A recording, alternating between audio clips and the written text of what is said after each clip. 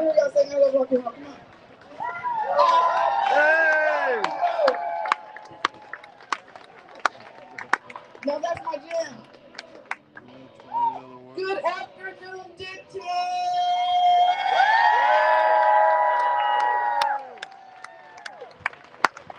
Are you guys ready? It is so good to see you all here today. I am Delia Parker Mims, chair of the Denton County Democratic Party.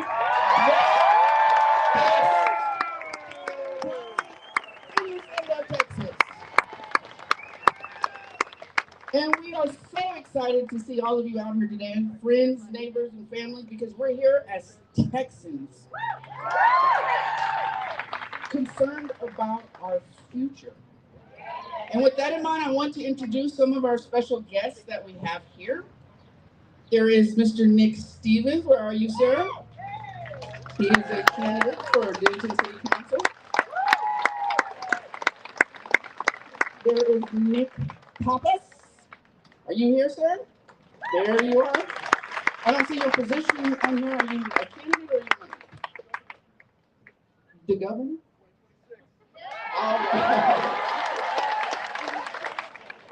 I guess somebody wants to get rid of Hot Wheels, right? I didn't say that. I didn't say that. Then we have the Honorable Mr. Brian Beck. How are you, sir?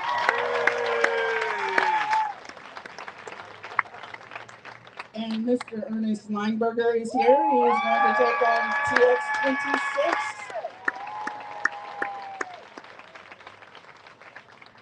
And where is the Honorable Brandon Chase McGee? 3 names there.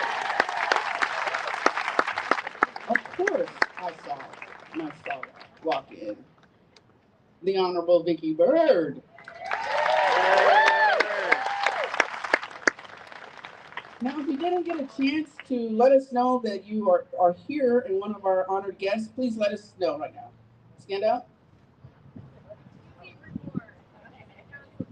Susie Rumor, City Council candidate. All politics starts at the local level. Anyone else? Yes, ma'am? Dr. Felicia Anderson, Denton. Also, yes, ma'am, I'm about to fall off the stage.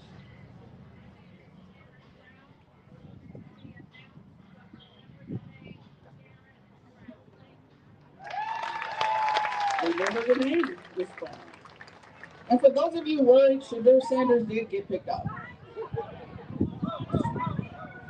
Oh, yes, sir. Hi, everyone. Kevin Hunt, running for 3rd Special District for Congress 2026.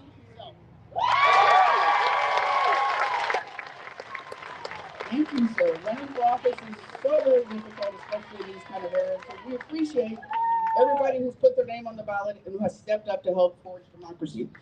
We are so glad you're here today because it's not about Republican or Democrat. How many of you guys know that our democracy is under attack right now? When you are bold enough to arrest a judge for doing her job, democracy is under attack. When you are bold enough to intimidate attorneys from representing people who have opposing interests, democracy is under attack, right? And when you try to sign legislation to prevent women or make it more difficult for us to register, democracy is under attack.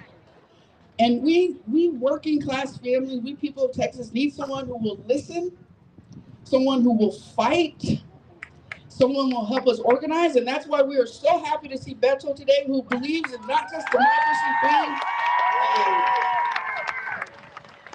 a sport that you just sit on the sideline, but a sport that you work together, you make coalitions, you build coalitions, and we fight together. So everybody stand up and clap your hands for our guest of honor, Mr. Beto Hill.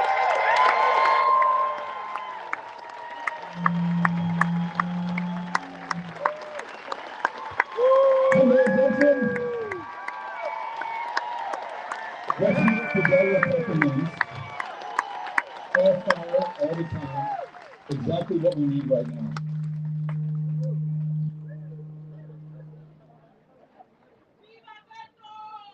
Thank you. Viva Denton, and let me tell you why. There are precious few places in the country right now where people are willing to drink during the day. And Denton is one of them. And that may be why we're here, that's not the only reason. I also happen to love what you have done with the weather today. But find a more beautiful place on the planet than where we're sitting or where we're standing right now. And think about this. This is going to be counterintuitive for some, because undoubtedly, as Delia mentioned, we're going through a really, really hard time as a state, as a country, our friends, our family, our neighbors, some of us individually. To keep despair at bay can become a full-time enterprise. So here's my counterintuitive take on this, and I hope by the end of our gathering today, you'll be on the same page with me if you aren't already. We're pretty damn lucky to be alive at this moment of defining truth for our country. And we're even more lucky that those who have all the levers of conventional power, the presidency, the House of Representatives, US Senate, the Supreme Court, the wealth, the social media platforms, all of them are arrayed against all of us. Now, I don't mean all of us as Democrats, because to be clear, if you are a Republican, if you voted for Donald Trump and you're here, I'm glad you came. You're in the right place and you're welcomed in this meeting. If you're a Democrat, we're glad you joined us. Independents, non-voters, if you've been in this country for 5 days or your family has been here for 5 generations, you are in the right place in Denton, Texas, right? But it's those with the concentrated power that will try to make us feel as though we are powerless. And let me just tell you the truth, at least as I see it. You all know that our pride and joy, at least one of them, the first president from the state of Texas, Lyndon Baines Johnson, used all the political capital and power he had upon assuming the presidency to pass civil rights, something that this country had been working on since the end of Reconstruction. Kennedy talked about it, worked on it. Eisenhower too. Truman. Eisenhower, Truman, Roosevelt, I mean, you name them all. But it was this man from Texas, powered by the people of this state, who ultimately got it done. And there's this story that upon passage of the Civil Rights Act, there's this meeting in the Oval Office between President Johnson, Dr. Martin Luther King Jr., and Andrew Young. And King and Young say to Johnson, Mr. President, we will forever owe you this debt of gratitude that can never be paid back for what you have done to realize the promise of this country. But Mr. President, they said to him, with all due respect, now we would like to vote. You go to a place like Selma, Alabama, they told him, the vast majority of the population is African American. There's not a single black voter on the rolls, not because they don't love this democracy, don't care about the issues before us, or don't want to participate in our elections. It's just that they have to count the number of jelly beans in the jar before the registrar allows them to put their name on the rolls. They have to recite the Alabama state constitution, pass the literacy test, for which there is a grandfather clause. That is, if your grandfather was not enslaved, you don't have to take the test. Everyone else, meaning if you're black, you do. Mr. President, we are not a democracy if we're not able to vote. Johnson, arguably the most powerful man on the planet, holding that position of public trust in the White House, he responds to King, he says, now, with all due respect back at you, I used everything I had to get civil rights done. I just don't have the power to do this.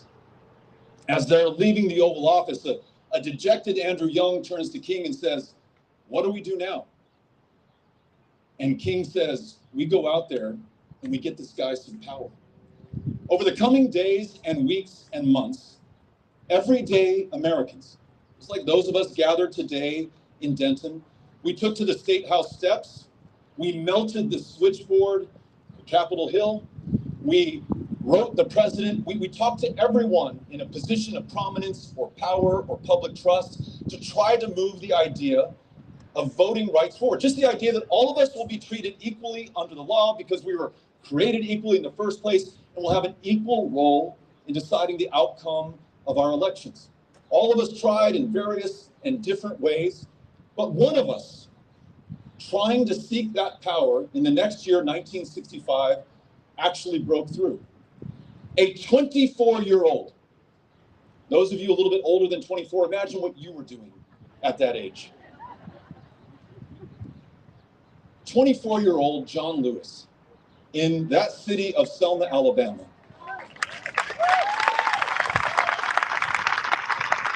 On the 7th of March, 1965, leads this march across the Edmund Pettus Bridge in that city. And you have seen the still photographs, maybe you have seen the film of the dogs and the batons and the beatings nearly within an inch of his life.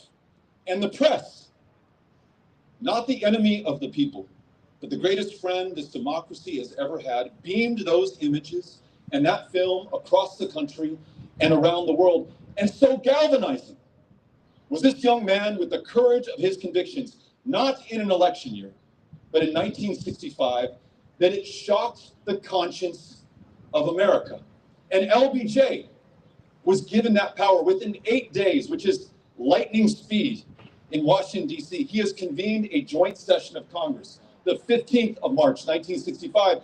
And he says, and I'm going to paraphrase to those assembled members of the Senate and the House, as it was at Concord and Lexington, as it was at that courthouse in Appomattox, he could have easily added, as it was on those beaches in Normandy in 1944, when brave men from Denton, Texas, willingly laid down their lives to fight fascism abroad, to defend democracy here at home. So it is today, Johnson said in 1965, that brave Americans are willing to lay down their lives so that we can realize who we told ourselves and the rest of the world we would be. And you, members of the House and the Senate, you have the power to get this done. By that summer, Johnson is able to sign the Voting Rights Act of 1965 into law, creating the first true multiracial democracy in American history. That happened not because of the people in power,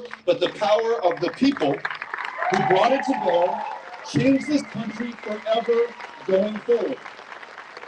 Now you know, and I know exactly what is going on in this country today. And you don't have to be a Democrat to see it, just like you don't have to be a weatherman to know which way the wind blows. You have someone who has promised to be a dictator on day one. Someone who has defied the courts, a co-equal branch of government, who has decimated government programs lawfully passed by another co-equal branch of government, has stripped, torn down, and destroyed agencies that were created by mandate of that same United States Congress, and now openly tells us that he will pursue a third term, an illegal term under the Constitution in office. And if you laugh at that today, remember this: past performance is the best predictor of future behavior. At the end of his last term, what did he do?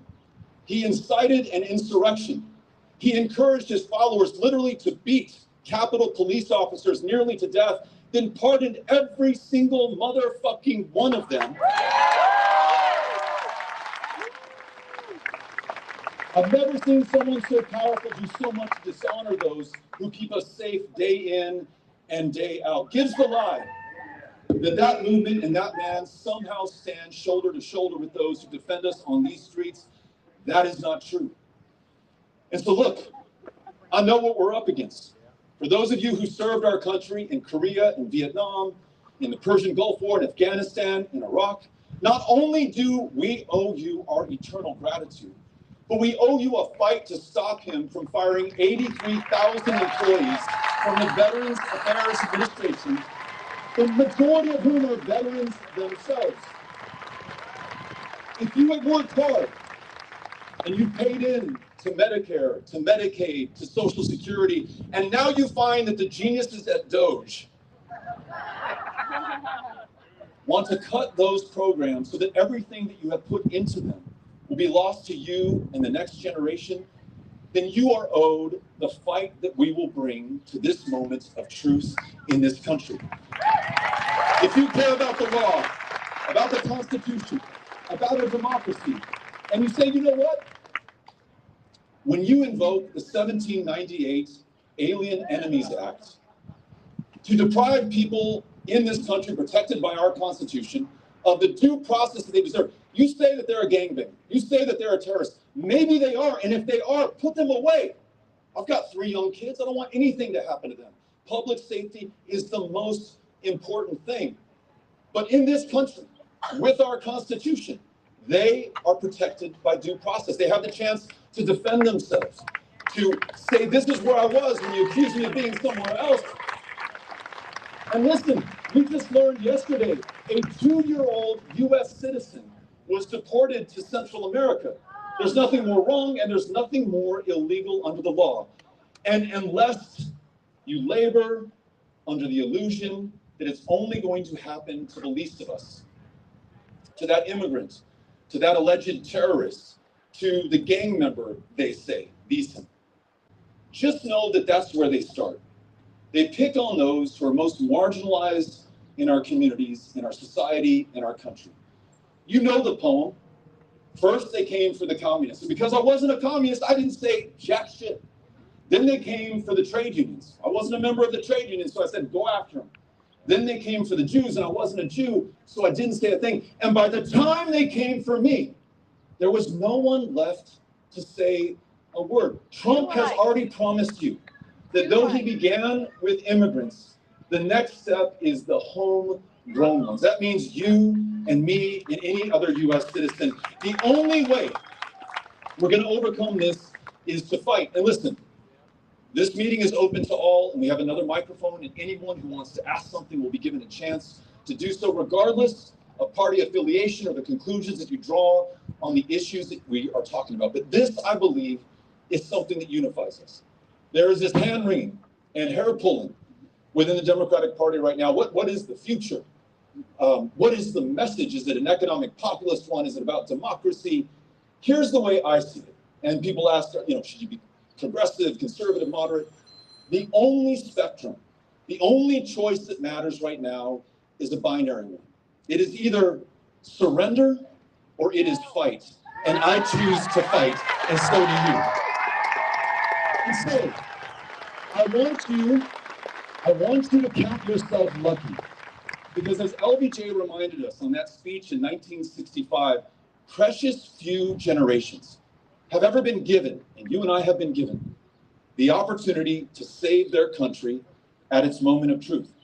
In 1776, in our revolution, as we tried to separate ourselves from the most powerful empire the world at that point had ever known. And he mentioned Lexington and Concord. It was that generation who freed us from that bondage and created this opportunity for all of us. 1865, that courthouse at Appomattox, hundreds of thousands of our fellow Americans lost their lives in pursuit of justice and the promise first laid down in 1776, that we are, in fact, all created equal, all of us, and that we will all be treated equally under the law. And it brought the Confederacy and the institution of slavery to its knees.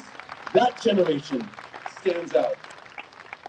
Those who departed from this community in 43 or 44 for basic training, only to land on those beaches in Normandy in June of 44, knowing full well the person to their right, the person left, they themselves may be cut down as soon as those boarding craft landed on those beaches, and thousands upon thousands of them were.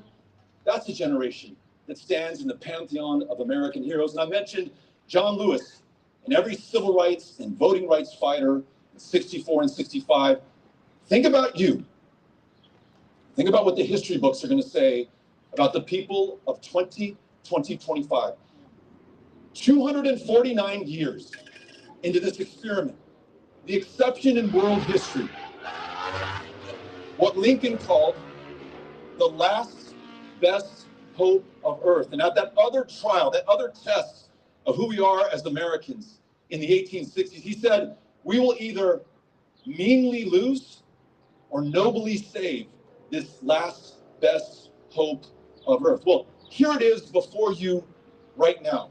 There has never been such a concentrated attack on what it means to be an American, such a successful effort to divide us, to polarize us, to isolate us, to make us feel afraid and hopeless. And what will be the answer to that but all of us doing all we can with what we have where we are? Imagine the pride of our great-great-great-grandkids 100 years from now, reading about the people who faced this trial and who faced this test and came through, not just for the generation that lives today, but for their generation far, far off in the future. Folks, they are counting on us right now, and we must come through. So, this town hall meeting is all about all of us. And it's a great chance, not just for me to listen and learn about what's on your mind, it's a great chance for all of us to hear, as Delia said, not what our fellow Democrats or Republicans, but what our fellow Texans, fellow Americans, fellow human beings are thinking about right now, have on their mind, and want to do to make sure that we too save the last best hope of Earth. You all ready to do this? All right. Well, thank you for being here. Thank you, Andersons, for hosting us. Please drink responsibly, tip generously, take care of one another. If you have some extra scratch, buy your neighbor a beer. Let's be good to each other. And so Cynthia Cano, who's in the white t-shirt right in front of me, she has the other microphone. Your question, your comment, your suggestion, we want to hear it. Raise your hand and she'll come to you. Está bien? Okay. Thank you. All right, here we go. Raise your hand and I'll make my way around the room. Sir, thank you for the opportunity. There is a systematic effort underway to silence the press and media outlets. Examples, the exclusion of Associated Press from the White House press pool, and recently, Pam Bondi's rescission of protections for journalists. If we lose freedom of the press and the media, we lose our democracy. If we don't know about it, how can we do anything about it? So please, sir, I'd love to hear your answer. You know, you mentioned Pam Bondi, you mentioned the president exiling the Associated Press from White House press briefings because they refused to call the Gulf of Mexico the Gulf of America. Joseph Goebbels would be so proud of what they are trying to pull off right now. You know, we mentioned how authoritarianism grows, how it survives, and how it ultimately overcomes a democracy, a republic like the Weimar Republic, in a civilized, fountain of culture and learning and science and productivity that you saw in Germany in the 1920s and the 1930s. We know from our history books what happened to the Roman Republic. Go back 2,500 years from today, and the Athenians were the last best hope of government of, by, and for the people. They all came to an end, and in part, it is, yes, going after the marginalized and the vulnerable and then adding the next group and the next group and the next group, but it's also controlling the information and replacing it with propaganda.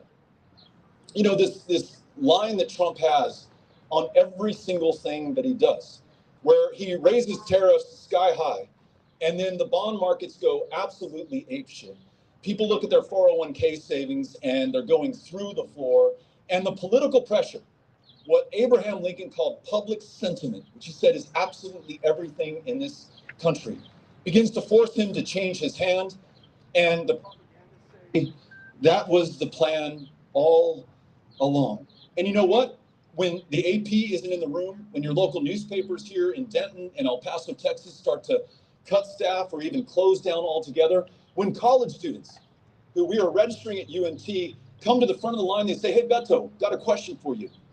How do you know what is true? Something I never had to ask when I was 18 or 19 years old, because it was the El Paso Times, it was Walter Cronkite, we all operated from the same shared set of facts. You could draw different conclusions, have different opinions, but we know what is going on. Now we've got a genius at the Health and Human Services Department. And the last time we lost a child to the measles virus was 20 years ago. We have lost 2 children in the state of Texas just over the course of this year so far. And what is his information to all of us? It is not to take the vaccine, it is to take vitamin A, it is to tough it out. It was, I had measles when I was a kid, you can survive it as well. I'm making the case that it's not just that we don't know what is happening in our country, or we have such slanted writing and video and media and these social media platforms that are controlled by the wealthiest people on the planet, all of which algorithmically are geared for the president and his propaganda. But this is hurting very real Americans. It's putting lives at risk, and we are beginning to lose those lives as a result. What's the answer? Some say we need a liberal, progressive Joe Rogan. Good luck. We need something to replace Fox News. You can't snap your fingers and make that happen. We need a competitor to X/Twitter, Elon Musk. I don't know where you're going to find the billions of dollars to get that done. But this, folks, in this isolated, lonely digital age where we are consumed by our devices and even more distracted from what is important to one another, to meet each other face to face, eyeball to eyeball, human to human, to be sharing a beer together here under this beautiful sky, this is pretty damn powerful. And you know that the original, the really great RFK, the first one, Senior, has this great speech about people who defy those in positions of power and speak truth to them, and how it creates these tiny ripples. And each of us with our ripples come together, and it forms this mighty current that can overcome the greatest walls of oppression. So every time we can come together at a school board meeting, at Anderson's here on a beautiful Saturday like this one, supporting a city council or a mayoral or a school board candidate, any way we can come together and share the truth is an act of defiance and power against this machine of propaganda. Again, the press are not the enemy of the people. They are the greatest friend this democracy has ever known. Thank you for asking the question. Hi, Beto, and everybody. My name is Taryn Brown, and Beto, I met you on a call with a young black woman who's organizing coalition of Sumu, and I remember that we had a great call. My question is, are you going to declare your candidacy for the USC? Let me say this. I've been doing my research because I do PR marketing, media relations. The last time I looked on the site, no Democrat had declared. There are 8 Republicans right now that are already up and running, including Paxton and John. So what people are upset about, and what I'm hearing on the ground, is that the Democrats are not aggressive enough. We need to have a candidate in there now so we can get behind. Thank you for that question. And thank you. You got it. I'm just going to infer from your question, you do not want Ken Paxton to be your next U.S. Senator from the state of Texas. Just want to make sure we're on the same page. Listen, the first time I ever came to Denton, actually, when I think about it, I was 19 years old in a punk rock band. Played a show out here. The next time I came to Denton, Texas, I was 43 years old. I was a candidate for the United States Senate. And that race that many of you were a part of was, apart from family, the best thing I've ever had a chance to be a part of. We went to, you got tired of me saying it, 254 counties. We wrote nobody off. You could not be too red, too rural, too Republican for us to show up and make sure you knew that we were not writing you off. You cannot be too big, too bold, too blue for us to show up and make sure that you knew we were not taking you for granted. And though we did not beat Ted Cruz,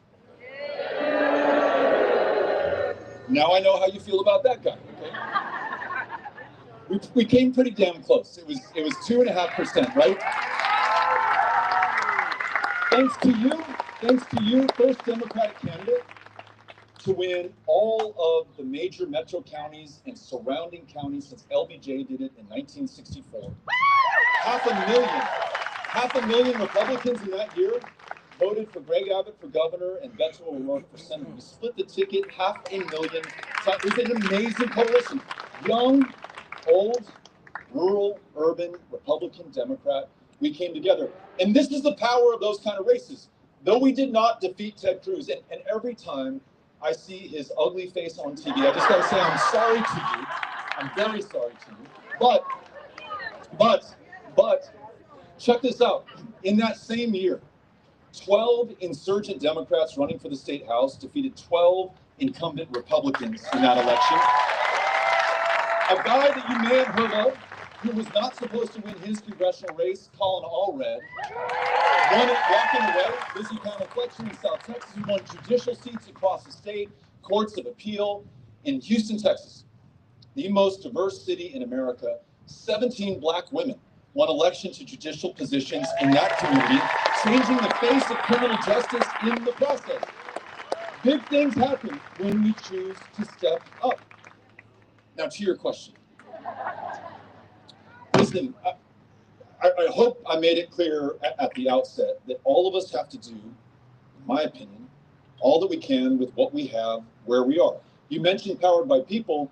This extraordinary organization, many of whose volunteers are here right now, are on college campuses as recently as last week, signing up students, registering them to vote, and then profoundly, powerfully, asking them if they can stay in touch individually, not from a campaign, not from the Democratic Party, not from a candidate, not even from Powered by People, but that individual with whom you met and who put you on the rolls, that person personally stays in touch with you to make sure that you navigate the most voter suppressive, most voter intimidating state in the union. That's the work that we're doing right now, and that is pretty damn fulfilling. But if it comes to pass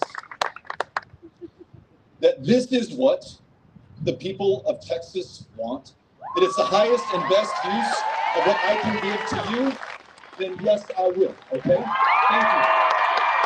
I appreciate it. Too late, but no too late. Keep going right. All the way back there. Okay.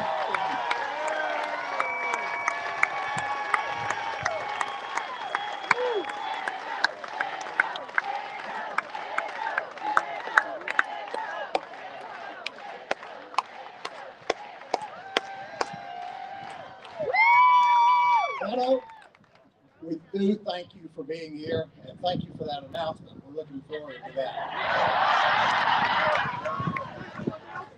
However, I'd like to point something out, and I heard it from a lady over here that mirrored the same thing, I think. We all would agree with everything you're saying, and we know, and we've heard it before, but when we get the power back, what are we going to do? And one thing that the Republicans have, a couple of things they have done correct. One is they started Project 2025 several years ago. We need to have Project 2029 going now. And it needs to be, the Supreme Court has not had an adjustment to the number of justices for over 100 years. We need 15 Supreme Court justices. We need a law that prevents gerrymandering the way it is. There are a number of issues that we need to enact and not just talk about them. We need our Project 2029, and we need to get our representatives in, and we need to get people out to vote. There are a number of other things I'd like to put on Project 2029, but I'll let other people add to it. Thank you for being here. I love that. I love that comment. You know, you gotta wonder. You gotta wonder what happened to the Democratic Party. Citizens United, Corporations are people, money is speech. Corporations can spend as much money as they want to, not just to affect, but to purchase the outcome of elections and legislation. That didn't help. Shelby versus Holder in 2013, which gutted that Voting Rights Act that Texas made possible in 65. Ruth Bader Ginsburg, in her scorching dissent, says, you know what? That is like going out in a rainstorm with an umbrella that has kept you dry since 1965. And because it has kept you so dry, you conclude you don't need the umbrella anymore. And since 2013, Shelby versus Holder, we have gotten absolutely soaked in the state of Texas. The most onerous voter ID law, 700 polling places that have been closed across the state, more than in any other, most of them in the fastest growing Black and brown neighborhoods in the state of Texas so far. In COVID, one ballot drop-off location per county. Your county can have 300 people or 5 million people like Harris. No me importa, the governor says, you only get one ballot drop-off location. And then in 22, when they tighten the screws on voting by mail to try to discourage you from voting at all, there was a 13% rejection rate on the ballots that were mailed in Texas. 13 out of every 100 ballots cast, right? That's a banana republic. That's not the United States of America. So to the gentleman's question, in 2021, we had the White House, we had the House of Representatives, and we had the United States Senate. We knew about Citizens United, we knew about Shelby versus Holder, and for Christ's sake, we knew what was going on in Texas. There was a bill, the John Lewis Voting Rights Act, before the House, which passed in the Senate, held up on a filibuster. And where were those Democrats who said, well, you know, you can't mess with this institution, the filibuster. It's what makes America work so well. How is America working for you now, right? Where were the Democrats on immigration? Democrats talk a great game. I want comprehensive immigration reform. We should get that tattooed on our chest for the number of times that we've heard it over the last 30 years. In 2009, the White House, the House of Representatives, the United States Senate, no comprehensive immigration reform. No comprehensive immigration reform in 2021. And when the American people want change, and they did, it doesn't make them bad people. And only one party is serious about doing it, even if it means walls and family separation and mass roundups of deportees, all the inhumanity and cruelty and barbarity offer today. Well, guess what? I miss the Democrats, like Franklin Delano Roosevelt, who used every single lever of power that he had to pack the courts, as the gentleman just said, who did everything he could to fight for working Americans who had gotten fucked over by the system, that had favored the banks and the financiers and the millionaires to the detriment of the people who actually built this country. You get the minimum wage, you get protections for unions, you get the Public Works Administration, you get everything that rebuilt this country out of the ashes into the greatest superpower this planet has ever known, carried on by Truman, even influencing Eisenhower, and certainly Kennedy. Defined by aspiration and ambition, we're going to put a man on the moon, and because of that, Democrat, we did. Now listen, today's Democrats, present company excluded, all right, Delia? Present company excluded. I wonder where that fight is. You had this government funding bill last month, and it was not a government funding bill. It was a giveaway to Donald Trump and Elon Musk. Here is the purse with no strings. Whatever Congress has appropriated or authorized, doesn't matter. Do with it whatever you will and wish. An open ticket to corruption. Every single Democrat in the House, except for one, stood strong and voted against it, realizing that unity is our only leverage. And in the Senate, we thought we might see the same, until for some reason the leader of the Democrats in that institution, Chuck Schumer, decided at the end of the day to surrender to Donald Trump and Elon Musk. That's the choice before us. You fight or you surrender. At every front and at every turn, we must fight. Sometimes I think that Democrats care more about being right than they care about being in power.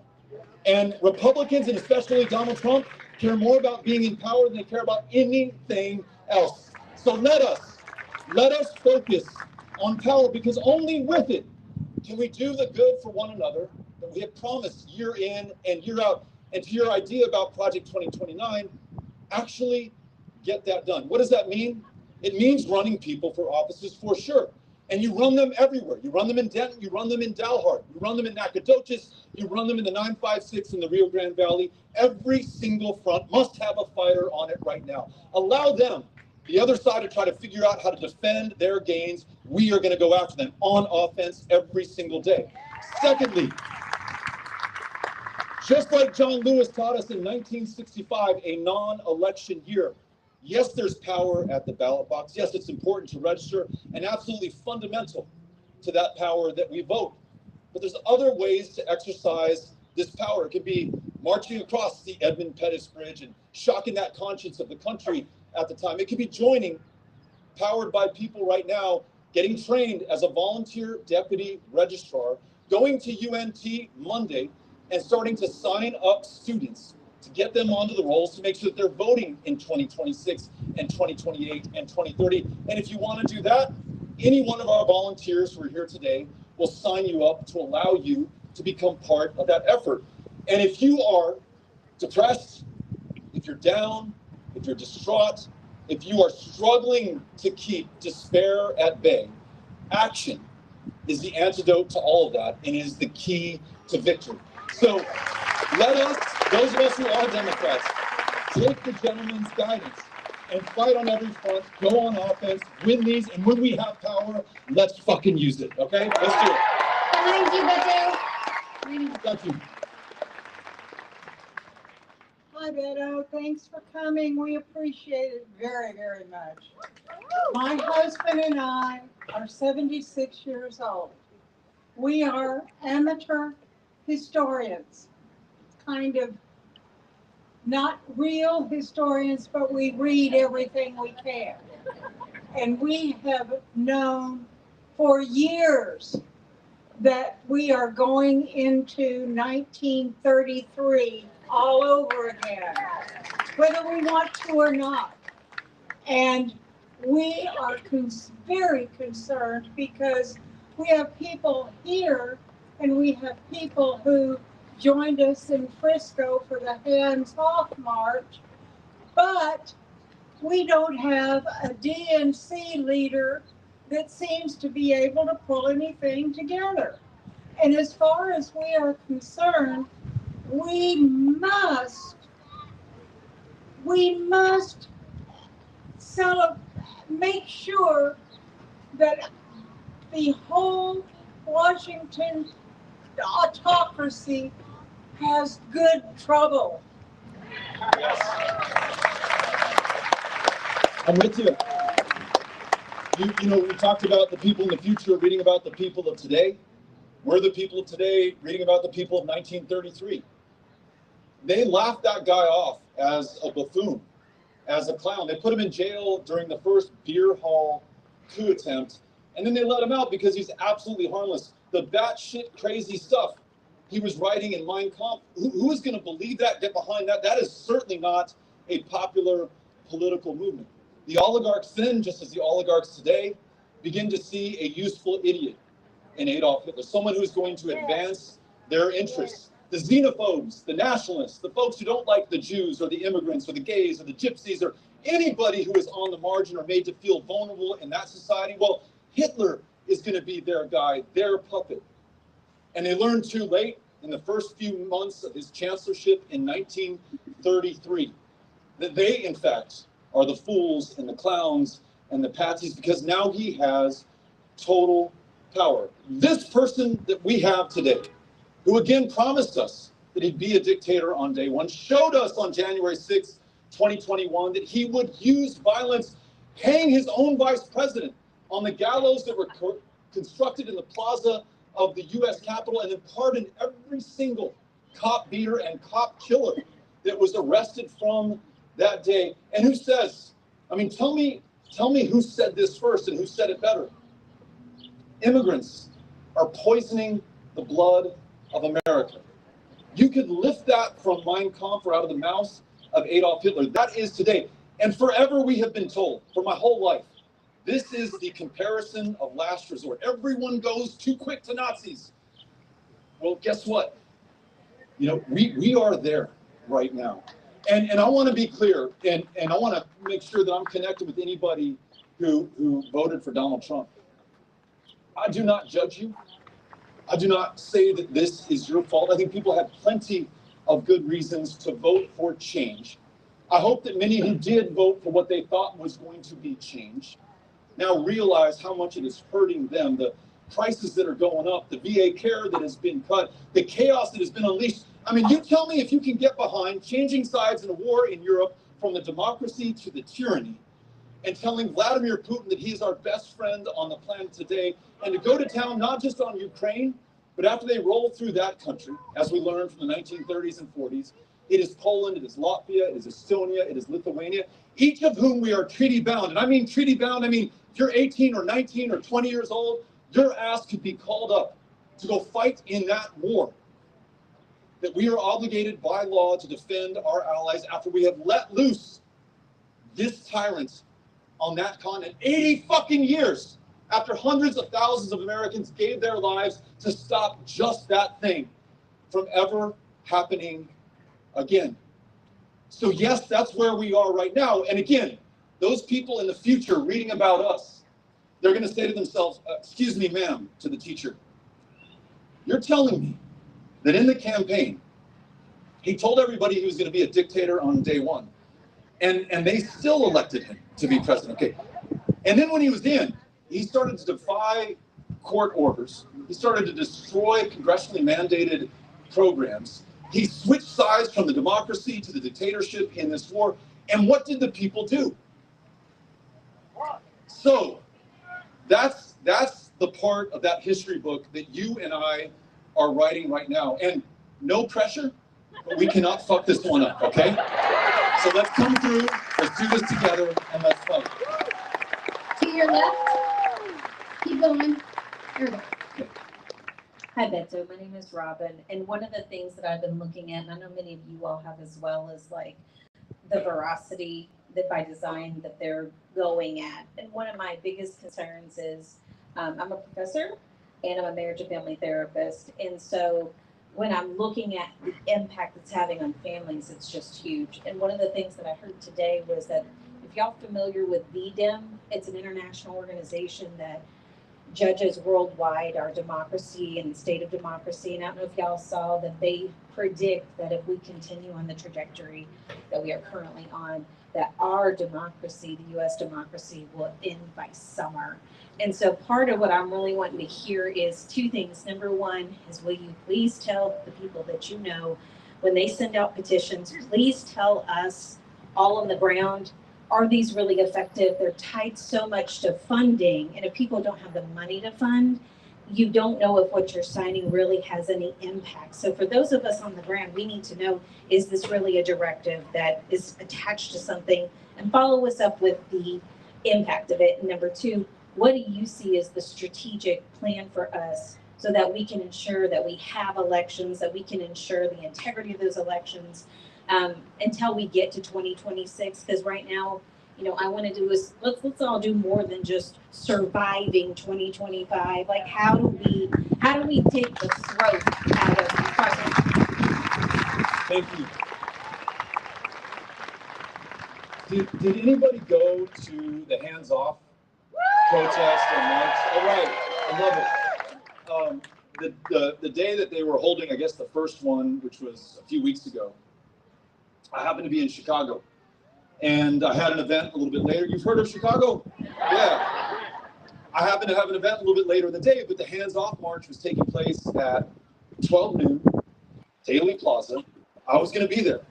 I show up right at 12 noon. So many people are there that I cannot see the stage from where I have entered the crowd. There are huge speaker systems set up. I cannot hear a word that is being said. I am so far away. But what became clear to me was that the message needed no amplification. We are standing to be counted, and we are standing to fight. Every single person who is there. And to your point that you just made, I know that some will dismiss this as virtue signaling, or this is how Democrats feel good about themselves. This is powerful. For every person who wondered whether it was worth their time, and getting their hopes up again to get out there, the answer was resoundingly clear. They saw in the mutual recognition, the faces of complete strangers around them, that I am part of something much larger than myself. I have permission to hope and to be optimistic and inspiration to actually do the work and to take action that is going to save this country. And it didn't just happen in Denton and Chicago. It happened in thousands of communities, big and small, across the country. Let me tell you this, 1858, to my amateur historian friend, Abraham Lincoln is giving this speech, and talk about a time that the country was divided and polarized. People felt isolated, and there was serious question whether we would, as a union, as a democracy, as a constitutional republic, whether we would survive. I mean, a serious question today, goddamn, it was serious in 1858. And Lincoln, much as we are trying to do for one another today, was trying to buck up his fellow Americans. I don't know what you call someone from Illinois, an Illinoisan, but the people he was talking to. And he said, look, I get it, the presidency, the courts, Congress, but more powerful than all of that is public sentiment. Public sentiment is everything. Without it, he says, nothing can be accomplished. With it, everything is possible. I told you what John Lewis did in '65. He shaped public sentiment in America. The last time that this country tried to pass voting rights was 1890.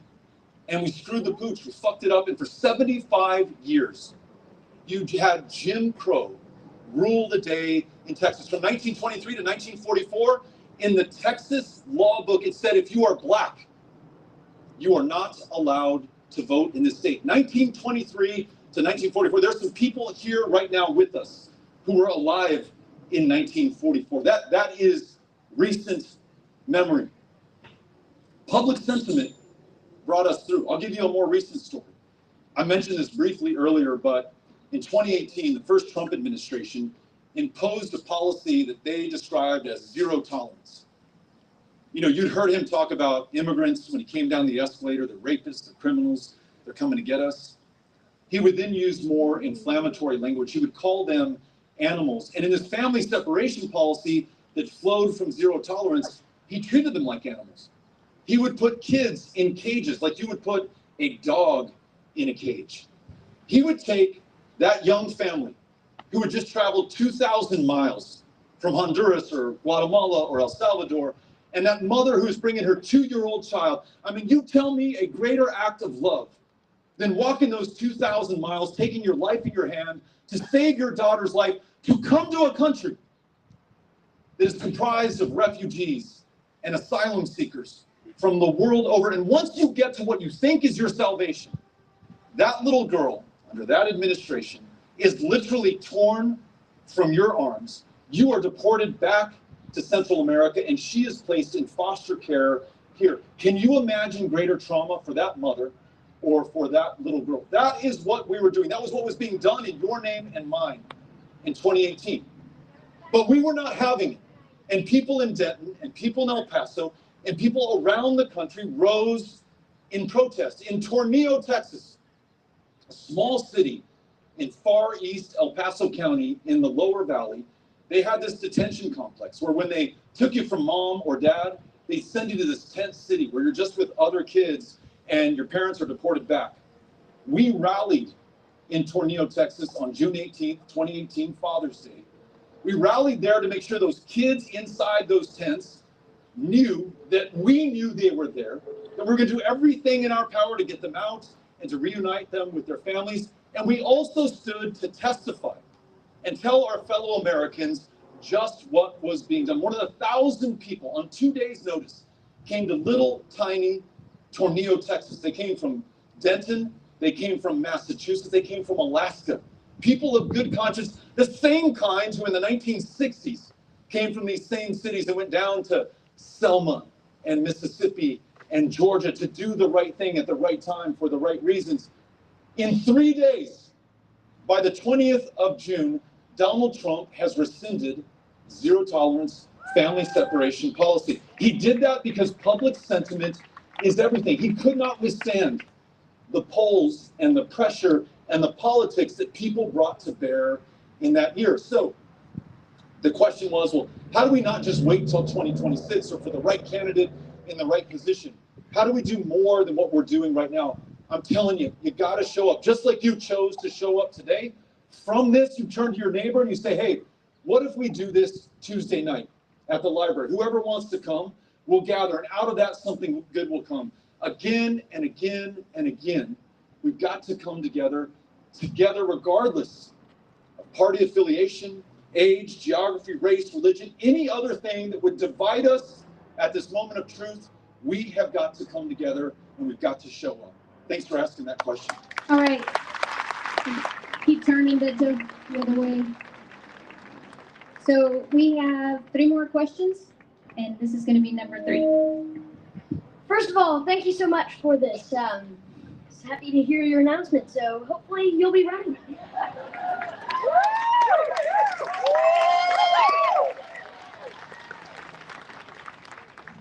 You know, shifting gears, my question has to do with that in December of 2024, Governor Abbott has made it a legislative priority that Texas should be shifting its power to nuclear energy. And I'm curious to hear what your thoughts on that are and if nuclear energy should be used in the future.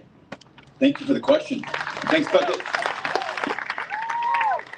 I just got to say that I'm really grateful to hear that the governor is finally interested in energy in the state of Texas. I don't know if you all remember the year of our Lord, 2021, February in particular, where in the energy capital of the United States, if not the world, you know, more proven resources, more technology, more geologists, more oil rig workers, more refinery capacity, probably than you have anywhere else in the country.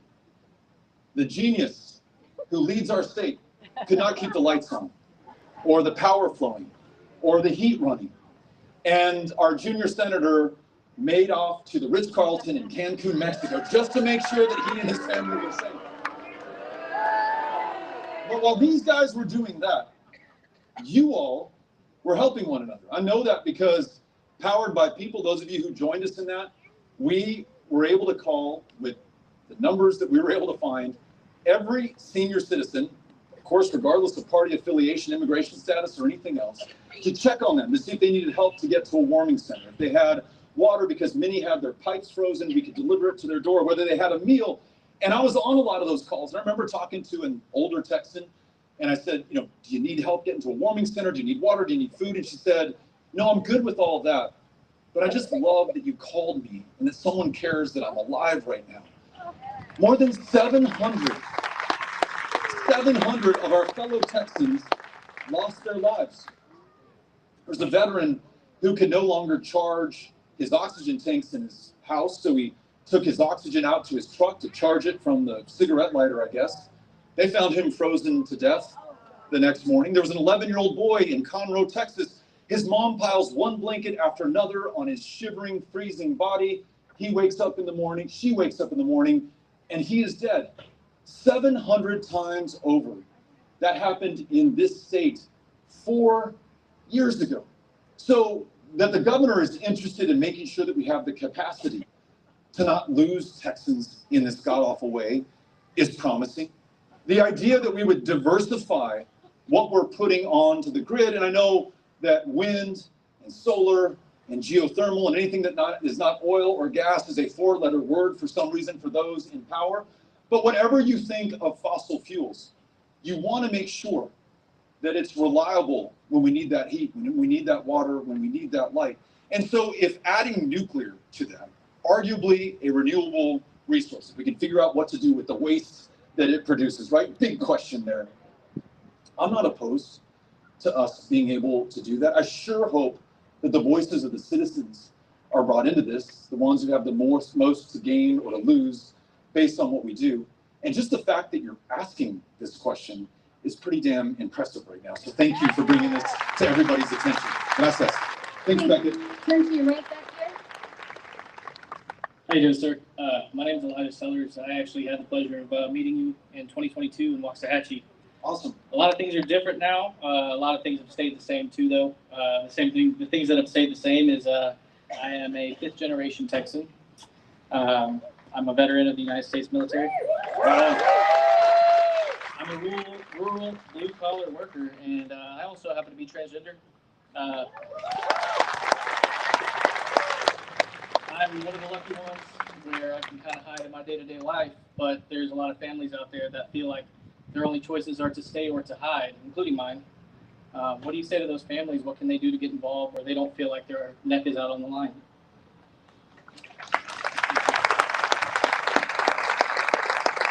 Thank you. We talked about this a little bit earlier, but I'm glad you brought this up. The way that these tin pot dictators, these wannabe tyrants, these authoritarians work is they try to pick on the most vulnerable among us, the people that they hope you do not want to be associated with. Hold on a second, Beto. You mean you're going to stand up for that tattooed gangbanger and talk about due process, whatever the hell that means?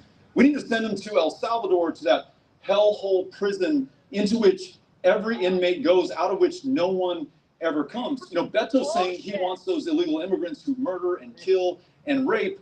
That's the frame that they want to put up. And what we say to that is, no, I'm just asking that we follow the rule of law, the Constitution, due process, because what you do to the least of us unchecked will happen to the rest of us pretty soon, U.S. citizen or non-citizen alike.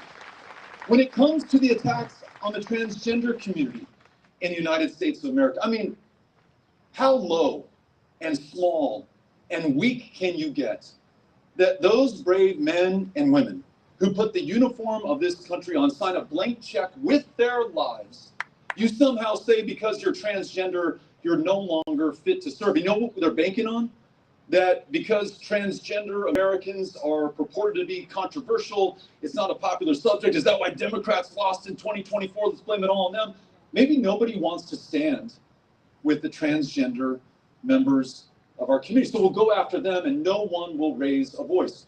So if I could ask you to come up here so you could literally stand with me right now.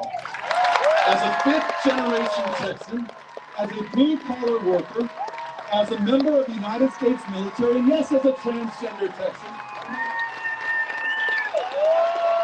this is who we are. We're going to stand with one another. We're not going to leave anybody to fend for themselves. You ain't with me?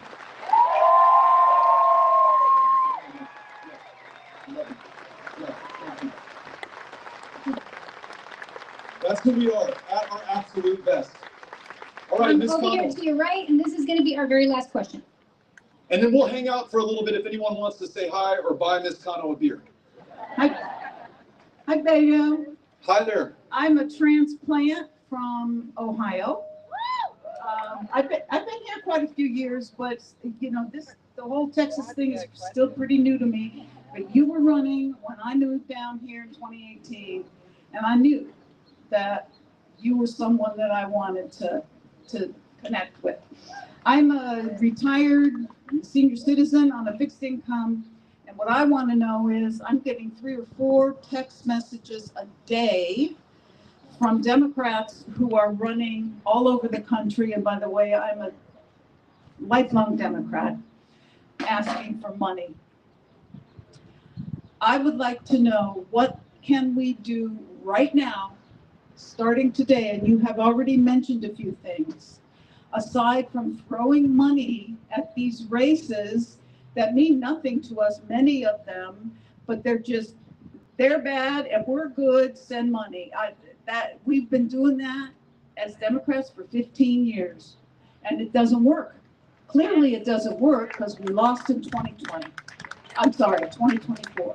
Help us. We need some leadership to be able to say right now, because I have a fixed income. I can't send money to every Democrat in the country. Now they're attacking Act Blue, and that's usually who I donate with. Help us. Yeah. Where's the leadership? What do we do today, tomorrow? What do we do? Yeah, thank you. Thanks for being here.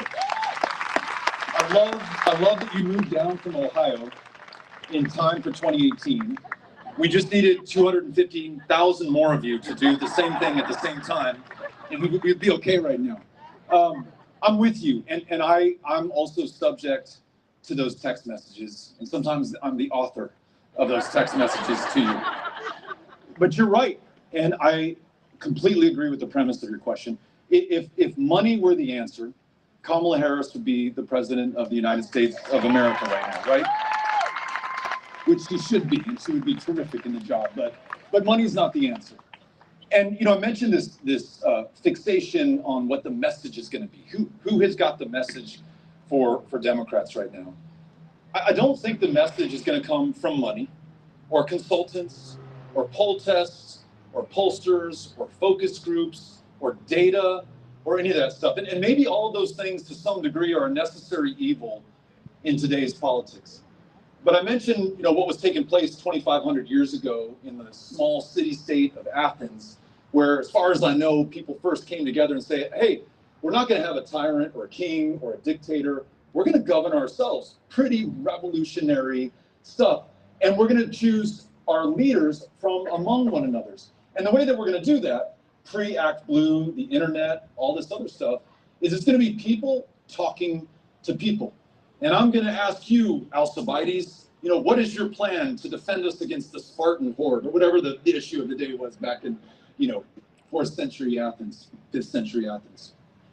And by and large, that's how people have campaigned in every Republican or Democratic form of government ever since. It's only a recent innovation of which we become completely enamored, that you can raise a shit ton of money and just rain it down in TV ads or digital ads on Facebook or all these other means of intervention in our lives that ring so hollow and untrue when compared to the real thing, what you and I are doing today.